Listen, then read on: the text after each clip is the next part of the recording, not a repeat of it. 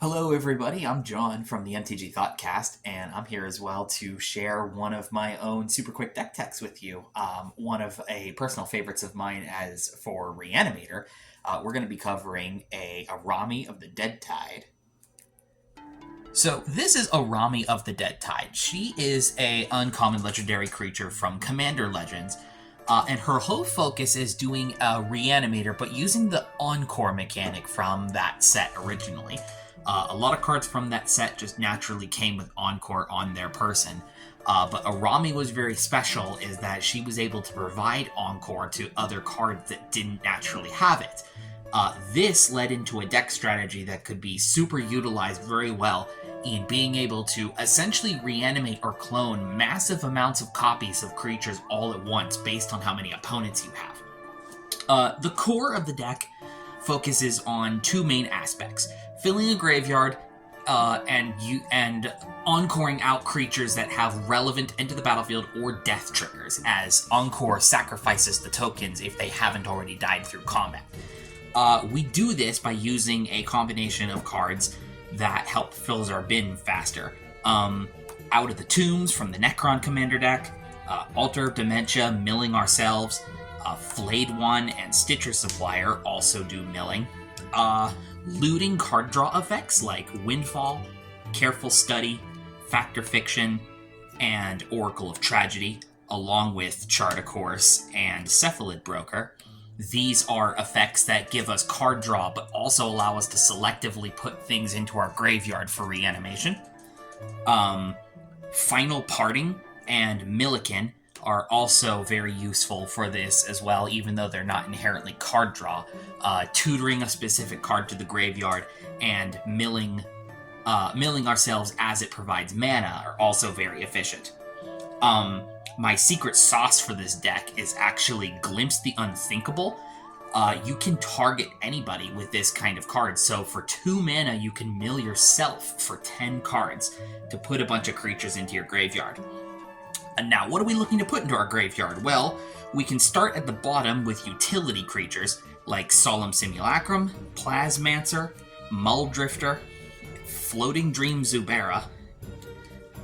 These provide card draw, essentially, that if we decide to play them out normally before they go to the graveyard, they do their own effect, eventually die, probably in like combat or sacrifice related issues, and then we can encore them pretty cheap. And depending on how many copies of those we have out, it influences and makes go up and down the the playability of that card per se. A card like Floating Dream Zubera specifically, the more copies of it that we have encored, the higher its own trigger is of seeing other Zuberas go to the graveyard. We can also encore board control creatures. Things like Amphin Mutineer, Demon's Disciple, Ravenous Chupacabra, Plague Crafter. These in just regular old decks are very useful in handling threats that are on the opposing side of the board. But if you are creating token copies in like 3, 4 plus, they can act as essentially one-sided board wipes while you are also benefiting from the creatures being sacrificed. We can also encore other utility creatures to help keep our flow going. Violent Tumor acts as a reanimatable entomb, per se, putting other cards into the graveyard. Spellseeker, Archaeomancer, these are useful in getting back some instants and sorceries that we'll be using over the course of the game and tutoring them out.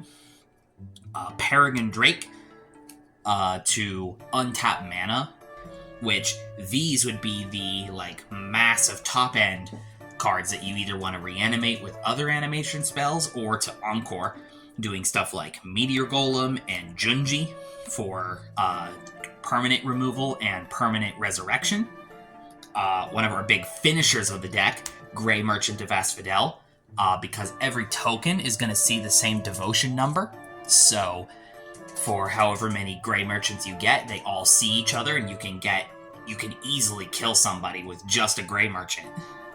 Reefworm is also going to start producing extra token blockers as the original Encore ones begin dying. And then other high-end stuff, including Jinktaxia's Core Augur, Massacre Worm, and Shard of the Void Dragon for extra damage and finishing the game outright.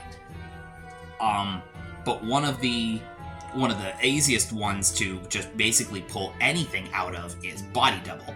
As when you encore it, it can be a token copy, or it can be a copy of anything in any graveyard. So this even gives you encore access to cards that are outside of the Dimir colors. Now, one of the easiest ways that we can win, though, with this mass encore reanimation strategy is through a bunch of combos. One of my particular favorites, and the easiest one to do in here, is using an library exile effects like Leveler and Miramad Phantasm to get rid of our library, to then follow that up with cards like Thassa's Oracle and Laboratory Maniac. Another combo we can do in this deck, though, is with infinite death triggers, using Grave Titan, Nim Deathmantle, and Astronaut's Altar.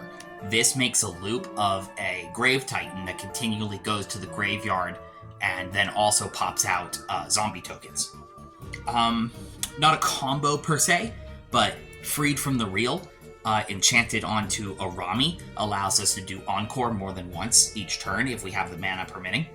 Especially useful with Peregrine Drake. Like if you start with a Peregrine Drake with this enchanted onto Araumi, then you can Encore pretty much your whole graveyard from there. And speaking of Encore, we have synergy cards in here that care about aiding our Encore plan itself. Embalmer's Tools and Convergence of Dominion, these act as cost reducers for the spells in our graveyard. Encore is an activated ability, it is not a spell.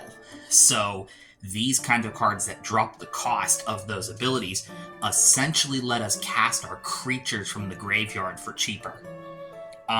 Dread Return is easily one of the best reanimation spells we have in this deck, because if you are typically in a 4-player game, your Encore tokens creating 3 tokens, 1 for each of your opponents. This flashback cost of being able to sacrifice 3 creatures comes almost as a free of charge thing, because you're making those creatures off of your Encore, and those creatures were going to die anyway, so you can turn them into another creature out of your graveyard. But one of the funnest things that you can do with the Encore tokens is not sacrifice them. If you end the turn with stuff like Sundial the Infinite or Discontinuity with the sacrifice trigger on the stack, that trigger goes away. You then get to keep your Encore tokens of whatever you reanimated. Stifle works in the same way, although you'll only be able to hit a single token with the target though, but you can counter the trigger of being able to sacrifice it.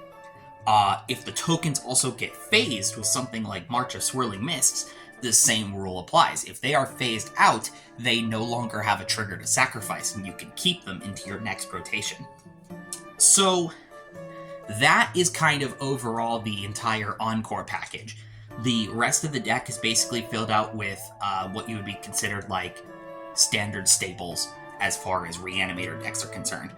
We have stuff like Animate Dead and Persist as just some general purpose reanimator spells. Blood for Bones is also a good sorcery to follow up with in a second main phase after you've encored a thing, because then you can turn an Encore token into another creature and a creature back to hand. Super fun. Our ramp package is some very simple artifact-based stuff. Since we are Dimir, we're not in like actual land ramp per se. So Mind Stone, Commander Sphere, Thought Vessel, these are all super helpful to our strategy.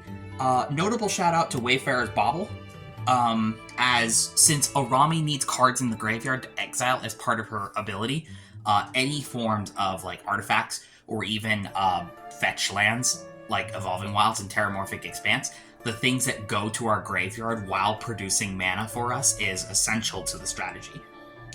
We also have some fast ramp with Dark Ritual, sometimes just powering out a Violent Tumor early or anything else like Araumi super early can be very beneficial.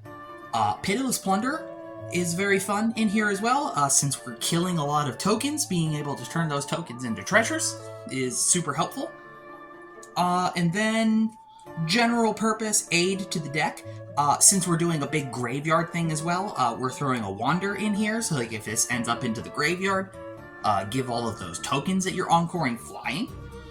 Mask of Avacyn to give Araumi hexproof, as she's quite crucial to the deck, so we don't want her dying all the time. Board wipe with Crooks of Fate.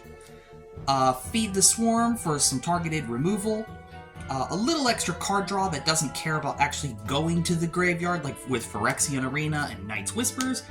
And some control magic with Arcane Denial and Counterspell. The deck is rounded off then with an assortment of Dimir-colored lands, a couple other utility ones in there, and you have yourself an Encore Reanimator deck.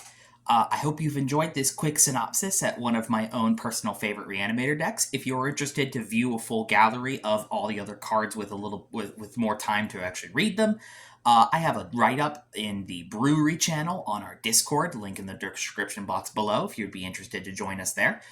We all like to post some of our favorite decks, including some of these super quick deck tech videos. So thank you all very much for watching, and I hope you enjoyed this deck synopsis.